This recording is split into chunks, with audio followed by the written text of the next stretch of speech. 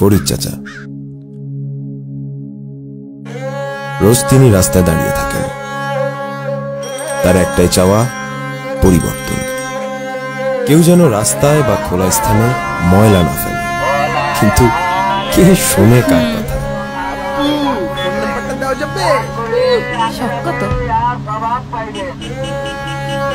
চেনা আমার দেশ, তার আবার পরিবর্তন।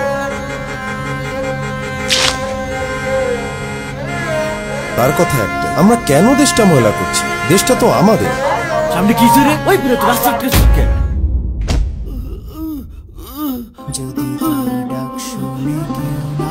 উঠো দাদু, আমি তোমার সাথে আছি।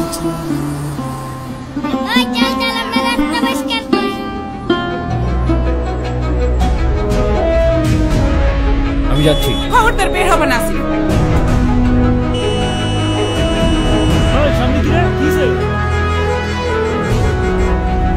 যান, আসো একটা সেলফি তুলি। তুমি ময়লা পরিষ্কার করতে যাবা?